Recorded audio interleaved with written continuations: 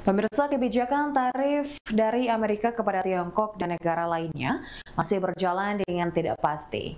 Tarif untuk Kanada hingga saat ini masih berubah-ubah hingga terdapat pengecualian. Kebijakan Trump ini tidak hanya berimbas kepada usaha skala besar, namun juga berdampak pada pelaku usaha kecil dan menengah di Amerika. Pelaku usaha kecil mengeluh karena kebijakan tarif yang berubah-ubah membuat ketidakpastian harga produk.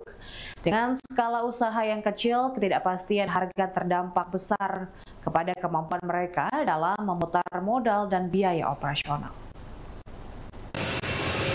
Dalam berbagai kesempatan, Presiden Donald Trump menekankan pentingnya tarif secara jangka panjang bagi Amerika Serikat, termasuk saat merespons pertanyaan wartawan di atas pesawat kepresidenan Air Force One.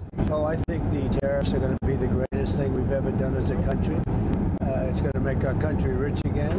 We have many companies, as you know, auto companies are opening up plants now. We've had 4 or 5 announced already, but many more are coming. Tarif telah digulirkan ke Tiongkok, tapi untuk 2 mitra dagang terdekat, Kanada dan Meksiko, pemberlakuan tarif sering mengalami penundaan hingga pengecualian. Bagi pemilik sebuah kedai kopi di Colorado, tarik ulur ini sering membingungkan. It's just such a knee-jerk reaction. I mean, one day the tariffs are on, one day the tariffs are off. Solar Roast Coffee yang dimiliki Mike adalah sebuah UMKM yang perlu kepastian jauh-jauh hari. We really need to know what costs are going to be now, what the costs are going to be in 3 months' time. Kebetulan banyak kopi yang dihidangkan di kafenya didatangkan dari Kanada dan Meksiko. Primarily, our coffee is imported from Mexico and Central and South America. And decaffeinating coffee is a process called Swiss water, which is a process from Canada. So decaf coffee, when it's organic, is processed either by the Canadians with the Canadian process or by the Mexicans with the mountain water process. So it's a really big deal. Mike akhirnya menaikkan harga meski menyerap sebagian kenaikan harga bahan baku agar pelanggan tetap datang. Sementara di New Jersey, tarik ulur soal tarif juga menekan sebuah pemilik toko UMKM yang menjual makanan laut. A fair amount of our shrimp does come from Mexico, and we also bring in a whole lot of oysters from Canada.